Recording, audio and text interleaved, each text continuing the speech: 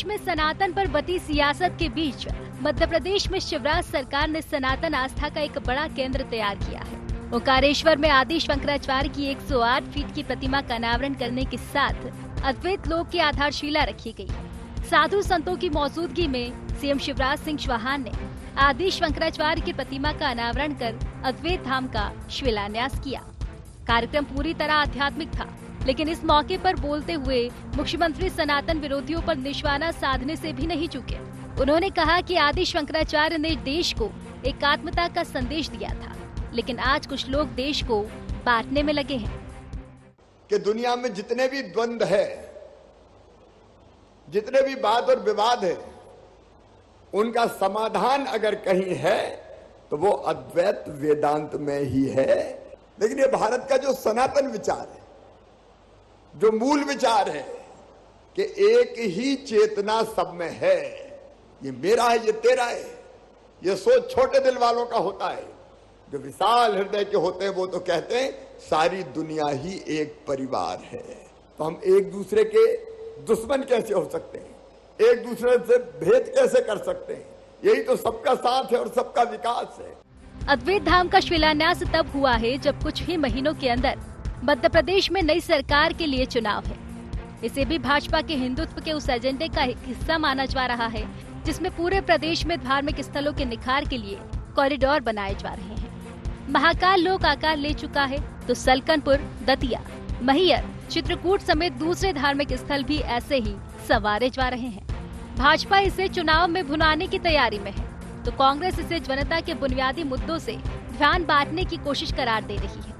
PCC chief और पूर्व मुख्यमंत्री कमलनाथ का कहना है कि भारतीय जनता पार्टी आज कुछ कर नहीं रही और कुछ कर नहीं सकती, ये ध्यान मोड़ती है। ये इसलिए सनातन धर्म की बात करने लग जाते हैं कि किसी और चीज में ध्यान चला जाए।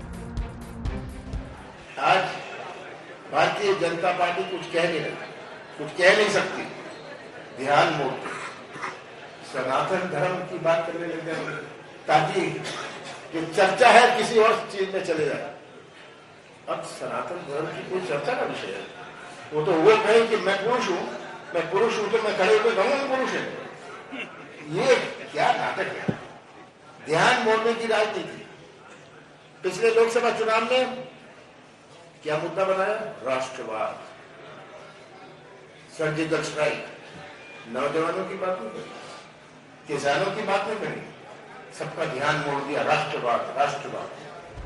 मध्य प्रदेश में विकास और सुशासन के साथ इस बार हिंदुत्व भी बड़ा चुनावी मुद्दा बन चुका है। भाजपा स्वाभाविक तौर पर अपने इस पुराने एजेंडे पर आगे बढ़ रही है, तो कांग्रेस भी हिंदुत्व पर नरम है। लेकिन हाल ही में इंडिया गठबंधन के नेताओं ने सनातन विरोधी बयान देकर कांग्रेस को मुश्किलों में डाल दिया है।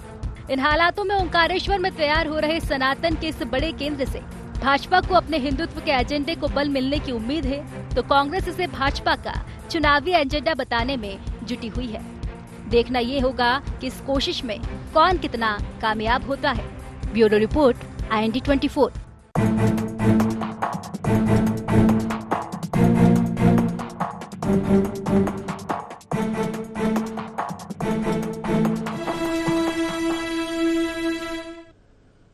नमस्कार, IND एजेंडा सनातन का सिंहासन में आपका स्वागत है। मैं हूं आपके साथ नवीन पुरोहित। चर्चा को विस्तार देंगे, उसके पहले IND एजेंडा के मुख्य बिंदुओं की तरफ एक निगाह डालते हैं।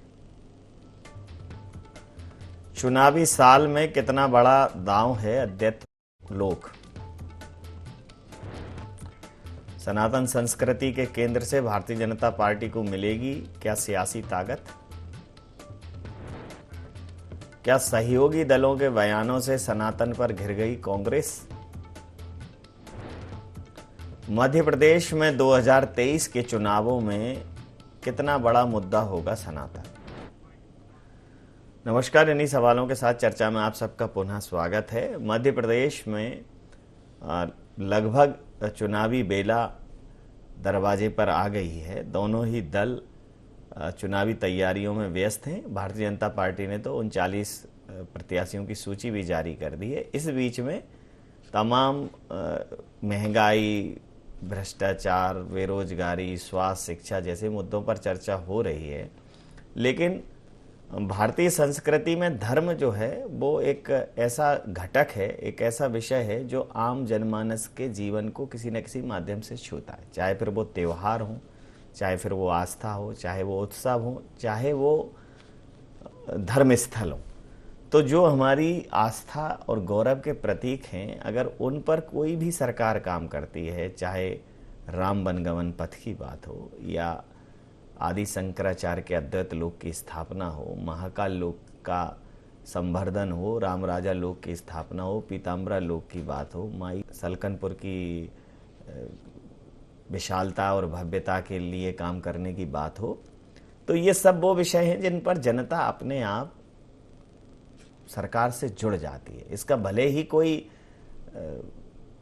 सीधा प्रत्यक्ष राजनीति से कोई भले ही जोड़ ना हो, लेकिन जनता कब उस राजनीतिक दल के साथ कदमताल करने लगती है जनता को पता ही नहीं होता। मध्य प्रदेश में जिस प्रकार से तमाम धार्मिक स्थलों का संरक्षण और संवर्धन किया जा रहा है, उन पर काम किया जा रहा है, उनकी भव्यता को आकार दिया जा रहा है, उनको बृहद और विशाल किया जा रहा है, इससे कहीं ना कहीं भारतीय जनता पार्टी सनातन धर्म की पैरोकार के तौर पर उभरी है और वो इस विशेष कालखंड को एक कहना चाहिए कि वो कह रही है कि ये नव जागरण का समय है, राष्ट्र नव जागरण की दिशा में आगे बढ़ रहा है। तो अद्वैत लोक को लेकर कांग्रेस का तंज ये है कि जब इनके पास कोई विषय नहीं होता तो ये धर्म और राष्ट्र खोखले राष्ट्रवाद की बात करके लोगों को बुनियादी मुद्दों से भटकाते हैं। तो क्या ये वाकई में ये कह के कांग्रेस लोगों की आस्था और लोगों के धर्म से जुड़े हुए इस महत्वपूर्ण विषय पर सरकार के ऐसे प्रमुख निर्णयों से किनारा कर सकती है? क्या उसको नहीं लगता कि कांग्रेस ने जैसे राम वनगमन पथ की बात करी थी, तो जैसे सरकार इस पर काम कर रही है, उनको भी बजाय आलोचना करने के लिए इसमें कुछ जोड़ना चाहिए? तो इसी मुद्दे पर करेंगे चर्चा। हमारे साथ चर्चा में शामिल हैं ब्रजगोपाल लोहिया जी, प्रवक्ता हैं मध्य प्रदेश भारतीय जनता पार्टी के। अवनीश भार्गव जी, प्रवक्ता मध्य प्रदेश कांग्रेस के, हमारे साथ हैं। सनातन मामलों की सनातन की गहन जानकारी रखने वाले और वरिष्ठ पत्रकार रमेश शर्मा जी हमारे साथ हैं।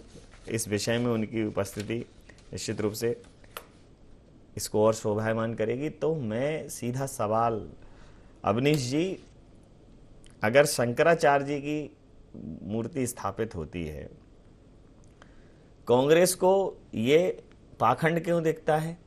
कांग्रेस को ऐसा क्यों लगता है कि ये पैसे की बर्बादी है, इसमें भी भ्रष्टाचार हो जाएगा, मूर्ति उड़ तो नहीं जाएगी, इस प्रकार की बातें क्यों करती है कांग्रेस? देखिए नवीन जी, मध्य प्रदेश में यहाँ तक बात करें शिवराज सिंह चौहान की या भारतीय जनता पार्टी की, 3 सरकारें वो बना चुकी हैं। चौथी सरकार का कार्यकाल जिस तरीके से छीने झपटी के बाद बनाई, वो भी लगभग 4-5 महीने का कार्यकाल उनका बचा है।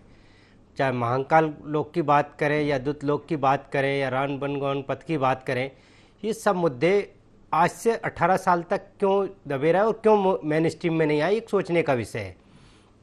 बात यहाँ से शुरू होती है। महाकाल लोक की आधारशिला आदरणीय कमलनाथ जी ने रखी और ये सब जानते हैं महाकाल लोक का निर्माण कांग्रेस के 15 महीने के शासनकाल में जिस तरीके से कांग्रेस की सरकार ने और कमलनाथ जी ने काम किया था, उसी स्ट्रीम पे आगे भारतीय जनता पार्टी बढ़ रही है।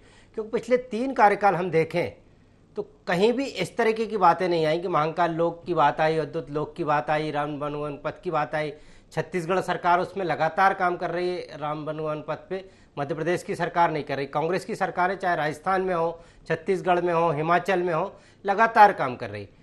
सनातन धर्म की यहाँ तक बात है, भारतीय जनता पार्टी के द्वारा बचाए हुए धर्म नहीं है। भारतीय जनता पार्टी और नरेंद्र मोदी जी आज से 9 साल पहले नहीं थे, तब भी सनातन था, मुगलों के समय भी था और जब अंग्रेजों का राज था जब भी था। ये कभी नष्ट होने वाला नहीं है, ना कभी नष्ट हो सकता। ये लोग जिस तरीके से महिमा मंडित करके प्रचार प्रसार कर रहे हैं, ये एक अफसोस की बात है कि ये मुद्दों पे आधारित सनातन का देश है भारत। निश्चित तौर पे सब लोग सनातन धर्म को मानते हैं, अपने अपने धर्म का जो पालन करता है सबका पालन करना चाहिए। लेकिन यहाँ तक बात है कि देश के लोगों को कितनी परेशानी है। कोरोना काल में क्या हुआ, मध्य प्रदेश में बात करें तो भ्रष्टाचार के मुद्दे पे कहाँ है, बेरोजगारी के मुद्दे पे कहाँ है, लोगों की जेब का पैसा निकाला जा रहा, वो क्या सनातन के लोग नहीं है? ऐसा हो रहा है कि सनातन धर्म के लोगों को पेट्रोल डीजल सस्ता मिल रहा हो या रोजगार के अवसर मिल रहा हो, बाकी धर्मों को नहीं मिल रहा हो? इस तरीके की बात करना, राष्ट्रवाद की बात करना कि ये राष्ट्रद्रोही है या ये सर्टिफिकेट देने का काम भारतीय जनता पार्टी के लोगों ने सिर्फ चुनाव में मुद्दा बना के वोट हथियाने तक सीमित रखना, ये ठीक नहीं है। आप देखेंगे चुनाव में 4 महीने बचे हैं, 3 महीने का कार्यकाल बचा है मुश्किल से। 6 महीने पहले ये जागृत होते हैं और इशू लाते हैं, भावनाओं के साथ लोगों के साथ खिलवाड़ करते हैं और उस भावनाओं के साथ खेल कर लोगों के मनोवृत्ति पर पालन करके वोट लेने की राजनीति करते हैं। सिर्फ वोट की राजनीति है ये, ना सनातन धर्म का पालन हो रहा है, ना मध्य प्रदेश की महिलाओं का भला कर रहा है, ना बेरोजगारों का भला कर रहा है, ना ये कोई इनका किसी धर्म में कोई विश्वास है। इनका विश्वास है तो सत्ता पे कैसे काबिज हो सकते हैं। यदि सनातन और दूसरे धर्मों की बात करें, 90% देश मध्य प्रदेश में हिंदू है, 10% तो आप पॉपुलेशन पे चुनाव करा लो, हिंदू मुसलमान सिख क्रिश्चियन कितनी जनगणना होती उसके आधार पर पता चल जाएगा। निश्चित तौर पे 90% जनता को टारगेट करके उनकी भावनाओं के साथ खेल के उनको डराना कि हम नहीं होंगे तो सनातन नहीं होगा, जिस तरीके की बातें भारतीय जनता पार्टी प्रचार प्रसारित कर रही है। और इनके सबसे बड़े नेता देश के प्रधानमंत्री नरेंद्र मोदी तो है, वो तो अभी उनका चुनाव तो हो नहीं रहा है, वो तो 5 साल रहे, 10 साल उनके भी पूरे होने वाले, वो भी लगातार काम कर रहे हैं। इसी इशू पे तो ये बने ही थे सब लोग। ये कोई राष्ट्रवाद तो ये बीच में लेके आए, लोगों की भलाई करने की बात तो ये बीच में लेके आए। तो निश्चित तौर पे मैं कह रहा हूँ मध्य प्रदेश में आज भी मुद्दा कमलनाथ जी की 15 महीने का कार्यकाल और 18 साल का भारतीय जनता पार्टी का कार्यकाल, इसकी तुलना होगी। मुद्दे से भटकने वाली जनता नहीं है। ये भटक सकते हैं, लोगों को भटका सकते हैं, लेकिन जनता अपने मुद्दों पे चुनाव कराएगी। प्रतिक्रिया ले लो, प्रतिक्रिया ले लेते। लोया जी, ये आप चाहे 108 फीट की मूर्ति बना के लगवा दो या मूर्तियां और महाकाल लोक में लगवा दो, फिर भले ही उसमें से टूट जाएं, उड़ जाएं, फिर दोबारा स्थापित करवा दो, या अन्य तमाम धार्मिक स्थलों का आप संवर्धन संरक्षण कर लो, लेकिन जनता मूल मुद्दों से नहीं भटकेगी। जनता का ध्यान इनसे भटका नहीं पाएंगे आप। क्या ये ध्यान भटकाने के लिए कर रहे हैं? पहली बात नवीन जी, हम तो जनता का हमेशा इस बात के लिए ध्यान आकर्षित करना चाहते हैं कि चुनाव हमेशा विकास और जन कल्याण के मुद्दे पर हो। हम तो विकास को लेकर जनता के बीच में जा रहे हैं, चाहे विकास यात्राओं के दौरान गए हो, चाहे जन आशीर्वाद यात्राओं के दौरान जा रहे हैं। विकास के काम और जन कल्याण के काम जो मध्य प्रदेश में हुए हैं वो देश भर में एक अद्भुत मॉडल है। और हम मध्य प्रदेश में ये लेकर जा रहे हैं कि किस तरह सड़कों का विकास हुआ है, हम लेकर जा रहे हैं कि किस तरह बिजली पहुंची है, हम लेकर जा रहे हैं कि किस तरह मध्य प्रदेश में एजुकेशन सिस्टम डेवलप हुआ है, हम लेकर जा रहे हैं कि किस तरह मध्य प्रदेश का इंफ्रास्ट्रक्चर सुधरा है, किस तरह मध्य प्रदेश में खुल रहे हैं, कुछ मध्य प्रदेश का इंफ्रास्ट्रक्चर सुधर जाए कितना भी, लेकिन आपका ये नेटवर्क नहीं सुधर रहा। दोनों नेटवर्क से जुड़ा हूं आज नवीन जी, एक वाईफाई से भी और एक जियो के नेटवर्क से। वही मगर मैं आपसे आग्रह करना चाहता हूं, समझ लो कि ये दोनों ही नेटवर्क जो प्रोवाइडर हैं, ये क्या है कि ये कैसी सर्विसेज दे रहे हैं, समझो आप इससे आप गंभीरता समझो। चलो खैर ठीक। तो नवीन जी, विषय ये है कि हम चाहते हैं कि विकास के मुद्दे पर चुनाव हो, हम चाहते हैं कि जन कल्याण के मुद्दों पर चुनाव हो, परंतु ध्यान भटकाने का कौन काम कर रहा है अवनीश जी? नहीं, लेकिन ये जो बड़ी बड़ी मूर्तियां आप लगवा रहे हैं, ये क्या ध्यान भटकाने के लिए है या सरकार का धर्म के प्रति काम कर रहे हैं? और क्यों कर रहे हैं मैं वो भी बताता हूँ। जो अभी कह रहे थे कि सनातन हमेशा से था, हमेशा रहेगा, क्या ये बात आप उदयनिधि को समझा सकते हैं? वो आपके सहयोगी हैं। क्या प्रियंक खड़गे को समझा सकते हैं? वो आपके राष्ट्रीय अध्यक्ष के बेटे हैं। क्या चंद्रशेखर को समझा सकते हैं? वो आपकी सरकार के मंत्री हैं बिहार में।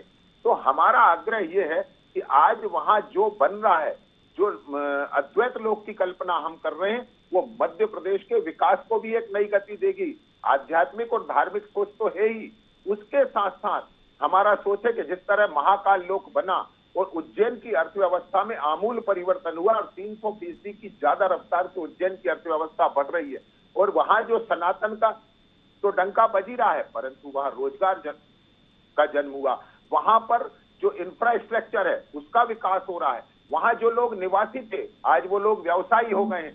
अवनीश जी, इन लोगों से मध्य प्रदेश की जो इकोनॉमी है वो डाइवर्सिफाई होगी, और वो डाइवर्सिफाई इकोनॉमी मध्य प्रदेश के युवाओं को रोजगार देगी। यही तो सनातन की विशेषता है कि जब सनातन का डंका बजता है तो उसका लाभ प्रत्येक व्यक्ति तक पहुंचता है, और वो जाति धर्म भी नहीं देखता कि रिक्शा चलाने वाला कौन से मजहब का किस जाति का है, वहां नारियल बेचने वाला, वहां फूल माला बेचने वाला, उनको ले जाने वाला ड्राइवर।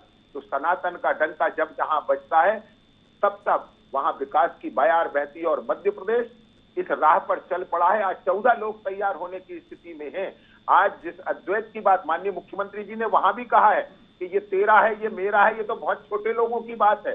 ये बात करना ही कांग्रेस को अपने आप से छोटा कर देता है कि हमने ये बनाया था, इन्होंने ये बनाया। हम तो ये कह रहे हैं कि हमने जन कल्याण के पूरे काम करे हैं, हमने मध्य प्रदेश के गांव गरीब किसान को समृद्ध किया है, हमने महिलाओं को मुख्य धारा में जोड़ा है और उनको सक्षम बनाने के लिए काम किया है।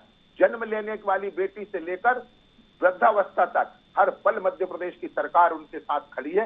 ये करने के बाद हम मध्य प्रदेश में सनातन संस्कृति के काम को भी आगे बढ़ा रहे हैं, जिसको नष्ट करने की योजना और घोषणा आप और आपके सहयोगी घटक दल कर रहे हैं। जो ज्ञान आप बैठकर यहाँ हमें दे रहे हैं, यदि वो अपने सहयोगियों को और अपनी पार्टी के नेताओं को देंगे तो ज्यादा बेहतर है। जी सर, मैं आपसे प्रतिक्रिया चाहूँगा, क्योंकि मुझे लगता है कि धर्म एक ऐसा विषय है जिस पर राजनीति ना हो वो सबसे बेहतर चीज़ है, लेकिन राजनीति अब धर्म को ओढ़ने लगी है और धर्म की आड़ में भी राजनीति होने लगी, इससे भी अब इनकार नहीं कर सकते।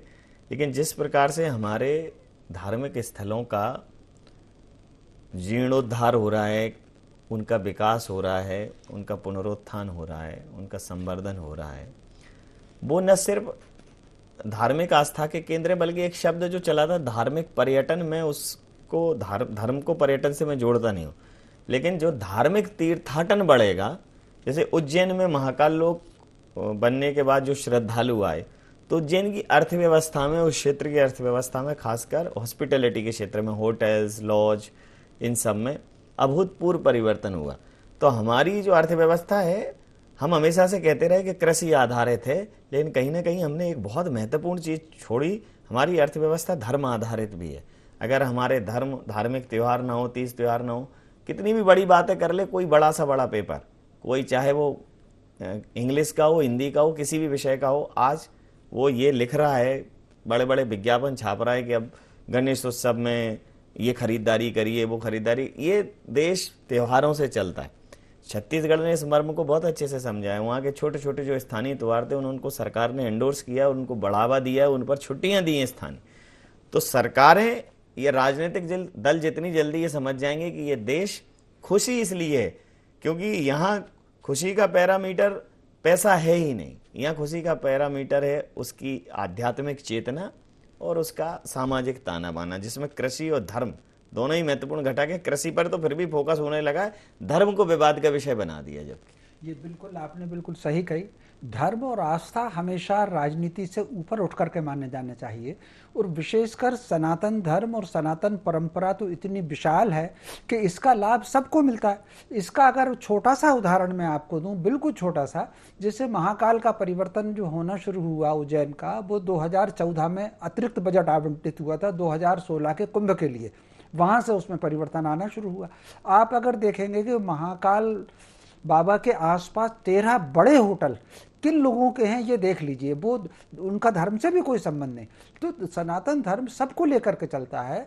ओंकारेश्वर में 2 होटल और कौन लोगों के हैं, तो कुल मिलाकर के सबको साथ लेकर के चलता है। एक एक व्यक्ति, अयोध्या में आप परिवर्तन देख लीजिए, तो कुल मिलाकर के आदि शंकराचार्य जी की इतनी बड़ी प्रतिमा जो स्थापित हुई है, इसको आप केवल राजनीति या मध्य प्रदेश से संबंधित नहीं है। ये जो प्रतिमा को अगर आप देखेंगे तो ये पूरे भारत से संबंधित है, और जिन दोनों अद्वैत का और वेदांत का सिद्धांत पूज्य आदि शंकराचार्य जी ने संसार के जगत को दिया था, उस वक्त वो सारे लोग भी भारत का हिस्सा थे, जिसमें से 15 देश अब बन गए हैं। उसमें श्रीलंका भी है, उसमें नेपाल है, उसमें म्यांमार है, उसमें अफगानिस्तान है। तो ये सारे के सारे जो 15 देश हैं जो उस समय भारतवर्ष का हिस्सा थे, उन तक उनका प्रभाव जाता है। और जिस तरीके से अद्वैत लोक की बात हुई है, कुछ सरकारें अगर संस्कृति के लिए अच्छा काम करती हैं तो उनकी प्रशंसा होना चाहिए। जैसे मैं हमेशा प्रशंसा करता हूं छत्तीसगढ़ सरकार की। एक बात आपने तो कहा त्योहारों को लेकर के, लेकिन और दूसरी बड़ी बात जो गोबर खरीद कर को गौपालन का जो काम किया उन्होंने, जो गोठान बनाए हैं, वो भी बहुत अनुकरणीय है। और राम पदगमन पर भी उनका काम मध्य प्रदेश से अच्छा है। तो जब भी धर्म के लिए कोई काम होता है तो उसके लिए सब लोगों को आगे आकर के समर्थन करना चाहिए। और ठीक है कि प्रतिमा आज स्थापित हुई है, लेकिन इसका काम कितने वर्षों से चल रहा था। ठीक है, कई बार फंड कुछ कम ज़्यादा हुआ, कुछ ज़्यादा हुआ। तो ये जो 14-15 लोग बनने वाले हैं, परशुराम लोग बनने वाला है, हनुमान लोग बनने वाला है, वो क्या परिवर्तन सलकनपुर में आया है, क्या परिवर्तन मैहर में आया है। ये जो परिवर्तन अब आए हैं कहीं ना कहीं आस्था के कारण, मैं समझता हूँ इसकी प्रशंसा की जाना चाहिए। एक बात कह करके आपकी बात के समर्थन में नवीन जी, ये भारत संवेदनाएं हैं। आप कल्पना कर सकते हैं, कांग्रेस बन गई थी 1885-84 के आसपास, लेकिन जब तक वंदे मातरम से नहीं जुड़ी थी, वंदे मातरम सनातन धर्म से संबंधित है, तब तक उसमें स्वतंत्रता आंदोलन का बीजारोपण नहीं आया था। जब तक रामराज की कल्पना आई तो ही जनसामान्य आकर के उसमें स्वतंत्रता आंदोलन से जोड़ा था। तो ये आस्था के लोग हैं। तो आप सनातन से दूर होंगे तो कहीं ना कहीं आपको नुकसान है, सनातन से जुड़ करके चलेंगे तो आपको लाभ है। अवनीश जी, दूर आप ठीक है, मूल मुद्दों पर भी आप ध्यान दीजिए, लेकिन जब हमारा आज देखिए, जब कोई त्योहार होता है तो एक वही समय होता है जब चाहे अमीर हो गरीब हो, सब कुछ भूल कर प्रसन्न चित्त मुद्रा में वो जो है उन त्योहारों को मनाने में लग जाता है, कोशिश करता है। तो हैप्पीनेस इंडेक्स भी, खुशियों का जो सूचकांक है, वो आपकी मानसिक चेतना पर निर्भर करता है। सारी चीजें आपको मतलब सिर्फ आप पैसों से फुलफिल हो वो नहीं।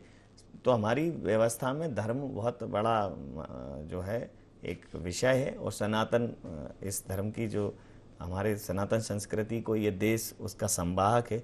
तो उसको लेकर अगर कोई अच्छा काम होता है तो बजाय आलोचना के आप भी करिए। आपने राम वन गमन पथ बनाया या छत्तीसगढ़ सरकार ने बनाया तो कौन उंगली उठा रहा है? सब उसकी प्रशंसा कर रहे हैं। अभी उन्होंने अंतर्राष्ट्रीय राम जी नवीन जी, यही तो बात कर रहा हूँ कि जो काम अच्छे होते हैं उनकी सराहना होती है, लेकिन उस पर खुद की ब्रांडिंग करना और उसको राजनीति और वोट में तब्दील करना, यहाँ तक ये बात नहीं मानता। महाकाल लोक का निर्माण होना बहुत अच्छी बात थी, चाहे कमलनाथ जी ने उसकी आधारशिला रखी हो, शिवराज सिंह चौहान जी ने उसको पूरा किया हो, शंकराचार्य जी की मूर्ति की स्थापना अच्छी बात है, लेकिन उसको लेके जिस तरीके, एक तो इनको सपना बहुत लेट आया। कमलनाथ जी की सरकार जब 15 महीने उस एजेंडे पे काम कर चुकी थी, उस क्षेत्र में काम कर चुकी थी, उसके पहले इनकी 3 सरकार 15 साल तक ये मुख्यमंत्री रहे। आपने क्यों काम नहीं किया? आपको क्यों सद्बुद्धि नहीं आई? आपको क्यों नहीं पता पड़ा कि पर्यटन के क्षेत्र में और यहाँ होटल का व्यवसाय अच्छा हो सकता है, सब धर्मों का पालन हो सकता है? इतनी देर से आपको बुद्धि क्यों? तो पूरे 18 साल जनता के बेकार निकल गए कि आप हर चीज में, आपको बाद में ही क्यों याद आई? कमलनाथ जी ने एक जो आउटलाइन दी थी मध्य प्रदेश की विकास की, उसको आगे बढ़ने का काम इनने किया है। हम कहते हैं कि नारी सम्मान की यहाँ तक बात है, लाडली बहना को पैसे देने की, तो हिमाचल प्रदेश की सरकार ने लागू किया, कर्नाटक ने घोषणा पत्र एजेंडे में लिया, जब आपको याद आई फिर आपने घोषणा शुरू की। अगर फिर आप ये क्यों कहते हैं मध्य प्रदेश में ये लाडली बहना नहीं, तो लाडली बहना, फिर आप ये क्यों कहते हैं कि खजाना खाली कर रहे हैं, लुटा रहे हैं? अगर आपका आइडिया, खजाना खाली नहीं कर रहे हैं ना, खजाना की बात हो रही है। कांग्रेस ने भी कहा है कि हम 1500 रुपए देंगे और इसको आगे बढ़ाएंगे। निश्चित तौर पर यह काम कांग्रेस पार्टी ने हिमाचल में शुरू किया था, उसकी कॉपी करके यदि ये चुनाव के 3-4 महीने के लिए बजट का प्रावधान करके उसको लाते हैं और मध्य प्रदेश की जनता को महंगा पेट्रोल, डीजल, रसोई गैस सब कुछ महंगा देने का प्रयास करते हैं, जिस तरीके से जनता की गाड़ी कमाई का पैसा ये ब्रांडिंग में खत्म कर रहे हैं। जैसे 25 तारीख को प्रधानमंत्री जी का कार्यक्रम है, उसमें 1000-2000 करोड़ रुपए बर्बाद करने वाले हैं मध्य प्रदेश के। 5 सितंबर को फिर कर रहे हैं। प्रधानमंत्री जी के लगातार दौरे चल रहे हैं, उनको सबको सरकारी, और वो कह रहा है पूरा ब्रांडिंग के लिए हो रहा है। इससे मैं कह सकता हूं नवीन जी, ये मध्य प्रदेश में भारतीय जनता पार्टी का चेहरा शिवराज सिंह को बदलने के लिए बार बार प्रधानमंत्री जी को ला रहे हैं। आपको कहना चाहिए कि 18 साल में मुख्यमंत्री प्रतिक्रिया ले लेता हूं, नहीं बहुत अच्छा काम किया है, तो हमारे मुख्यमंत्री शिवराज सिंह चौहान होंगे, ये कह दें। प्रतिक्रिया ले लेता हूं। लोया जी, ये आप सरकारी खर्चे पर भारतीय जनता पार्टी की ब्रांडिंग करने के तमाम जतन ढूंढते हैं, कभी धार्मिक ढूंढ लेते हैं, कभी सामाजिक ढूंढ लेते हैं, कभी लाडली बहना योजना, तो कभी अद्वैत लोक, लेकिन इससे क्या होती तो सरकार की ब्रांडिंग है। आप अपनी छवि चमका रहे हैं इन सब माध्यमों से। देखिए नवीन जी, हम तो एक बात बड़ा स्पष्ट कहते हैं, अभी अवनीश जी कह रहे थे कि 25 तारीख को प्रधानमंत्री आ रहे हैं और खर्चा कर रहे हैं, भारतीय जनता पार्टी के कार्यकर्ताओं का मार्गदर्शन करने आ रहे हैं, और भारतीय जनता पार्टी का कार्यकर्ता अपने खून पसीने की कमाई से प्रधानमंत्री जी के सरकारी दौरे कितने हो गए? सुन ली अरे सुन ली, अरे मान तो जाइए, जनता की गाड़ी कमाई का पैसा आप बर्बाद। अवनीश जी सुन लीजिए, आप इतने गंभीर वक्ता हैं, आप बहुत गंभीर, मनमोहन सिंह जी दूसरी बात, बहुत गंभीर, दूसरी बात, आपको बहुत गंभीर वक्ता के तौर पर लेता है। काम तो बता दो कि आपने इस स्तर का आप ये बताइए, हम बता देंगे आपने अवनीश जी मांझे, अवनीश जी देखिए आपकी बारी पे वो नहीं बोले ना, ये आप राहुल ये गलत बोल रहे हैं। जनता आप जनता को डिसाइड करने दीजिए ना, ये जनता डिसाइड करेगी, लेकिन ये ब्रांडिंग पैकेजिंग की सरकार है, जमीनी धरातल की सरकार नहीं है। आपने बोल दिया ना, किसान की धान सोयाबीन मान तो जाइए, मान जाइए। हमारी तो 4 पीढ़ी पहले जो संकल्प लिया गया था, ये तो मांगता लोग को निभाने का काम भी भारतीय जनता पार्टी के लोग कर रहे हैं। हम आपकी तरह नहीं है कि नेहरू का संकल्प इंदिरा जी भुला दें और इंदिरा जी का संकल्प राजीव पीछे छोड़ दें और राजीव जी तक की कांग्रेस को राहुल जी छोड़ दें। हमारे 4 पीढ़ी के भी जो संकल्प थे उन्हें पूरा करने का काम हमने किया है। और मैं आपसे फिर कहता हूं, दरअसल घूम फिर कर कहीं भी आप आते हैं, वास्तविक सत्य यह है कि आप सनातन का विरोध करते हैं और खुले मन से उसका समर्थन नहीं कर पाते हैं। झूठे आरोप लगा के आज भी समय है, मैं आपसे फिर कह रहा हूं, चलिए आज भी अंतिम प्रतिक्रिया के साथ, अंतिम प्रतिक्रिया के साथ द्वैत की प्रतिमा आज बयान स्थापित से हुई है। फायदा होता है। अंतिम प्रतिक्रिया के साथ चर्चा समाप्त करूंगा। कर लीजिए। अरे प्रभु, शंकराचार्य का भी आप कब से स्वार्थ विरोध करने सिद्धि लगेंगे? के लिए आप सनातन अपना को मार रहे हैं। आप सिर्फ अपनी सरकार बनाने के लिए सनातन की ब्रांडिंग कर रहे हैं। कांग्रेस पार्टी अपनी गलत नियतों सिर्फ ब्रांडिंग कर रहे हैं। शिवराज सिंह चौहान जी को बड़ी देर से याद आई। कंट्रोल होता है, काम कंट्रोल करने के लिए अवसर मिल रहा है, चाहे आप तो बार बार लड़ा के यही करते हैं, वोटिंग का परसेंटेज बढ़ा के हिंदू मुसलमान बीच करा दो और उसका फायदा ले लो। जनता के लिए क्या किया आपने? कोरोना काल में कितने सनातन के लोग खत्म हो गए, पूरे परिवार के लोगों ने सुसाइड कर लिया। शायद मेरे ख्याल कंट्रोल सुनते नहीं। विश्वकर्मा जी का पूरा परिवार मानिए प्रभु, मान जाइए, पानी पीजिए। सर अंतिम प्रतिक्रिया के साथ चर्चा समाप्त करूंगा कि धर्म रहेगा, देश रहेगा, अन्यथा तो देश इतिहासों में अवशेष रहेगा। तो मुझे लगता है कि धर्म के विषय पर दोनों पार्टियों को, देखिए अच्छा काम कर रहे हैं तो मिल रही है ना बाही। तो मुझे लगता है कि अगर कोई शंकराचार्य जी की ये मूर्ति की स्थापना है तो उसके अगर सिर्फ आर्थिक एस्पेक्ट्स पे, जो बहुत छोटा इकोनॉमी वाला एस्पेक्ट है, उस पर अगर बात करते हैं तो भी धार्मिक तीर्थाटन इतना बढ़ता है कि उस क्षेत्र की अर्थव्यवस्था भी मजबूत होती है। ये बिल्कुल आपने सही कही। ये विषय कब हमेशा राजनीति की चर्चा से ऊपर होना चाहिए। और ये जो अर्थव्यवस्था सुधारने के साथ साथ कहीं ना कहीं जब ऐसे स्थान पर व्यक्ति जाता है तो उसके मन में एक सकारात्मक भाव उत्पन्न होता है। ये सकारात्मक भाव उसके व्यक्तित्व को निखारता है, उसकी कार्यशैली में अगर कुछ नकारात्मकता है तो उसको दूर करता है। तो कहीं ना कहीं इन स्थानों से जुड़ने वाला व्यक्ति गलत कामों से दूर होकर के सही कामों की ओर जुड़ता है, उसके अंदर कार्य क्षमता की वृद्धि होती है। तो कुल मिलाकर के इस तरह के काम जो हैं वो बहुआयामी होते हैं और मनुष्य को मनुष्य बनाने के लिए होते हैं। अगर ऋग्वेद में कहा गया कि मनुर्भव अगर ऋचा आइए कि मनुष्य बनो, तो मनुष्य अगर जन्म लिया है तो मनुष्य बनना कैसा है? तो कहीं ना कहीं ये जो स्थान होते हैं ये व्यक्ति को मनुष्य बनाने की प्रेरणा देते हैं। तो मैं समझता हूँ सबको मिलकर के ये प्रयास करना चाहिए कि इस समय मनुष्य में जो भटकन आ रही है, जिसके कारण अपराध बढ़ रहे हैं, जिसके कारण शराबखोरी बढ़ रही है, तो कहीं ना कहीं व्यक्ति इन गलत कामों से दूर रहे और सच्चा इंसान बने। दोनों राजनीतिक दलों को अपने कार्यकर्ताओं को इस अभियान में लगाना चाहिए बजाय विवाद के। जी, समय सीमा के चलते मैं ये चर्चा यहाँ समाप्त करूंगा। आप समस्त महानुभावों का बहुत बहुत धन्यवाद, बहुत बहुत आभार। तो निश्चित रूप से समाज में जिस तरह से धर्म महत्वपूर्ण है, कर्म महत्वपूर्ण है, लेकिन कर्म अगर धर्म संबद्ध हो तो वो बहुत ही अद्भुत हो जाता है। तो मैं यही कहना चाहूँगा कि धर्म बचेगा तो देश बचेगा, और नहीं तो अपना भारत केवल एक अवशेष बचेगा। विश्व शांति की राह बचेगी, सत्य सनातन चाह बचेगी। अगर नहीं जागे हम अब भी, जग में केवल आह बचेगी। अगर हमने इसे बचाया, वेदों का संदेश बचेगा, धर्म बचेगा, देश बचेगा। और धर्म सांप्रदायिकता नहीं है, धर्म है समाज का हित, धर्म है मानवीयता का हित, धर्म है परहित। तो ये समझना पड़ेगा राजनीतिक दलों को कि जब भी कोई धार्मिक आयोजन हो, धार्मिक प्रयोजन हो, तो सरकारें उसको खुले मन से स्वीकार करें, बजाय उसको राजनीतिक पाखंड और प्रपंच स्थापित करने का। IND एजेंडा में नहीं, आप बने रहिए IND 24 के साथ और देखते रहिए IND 24। नमस्कार।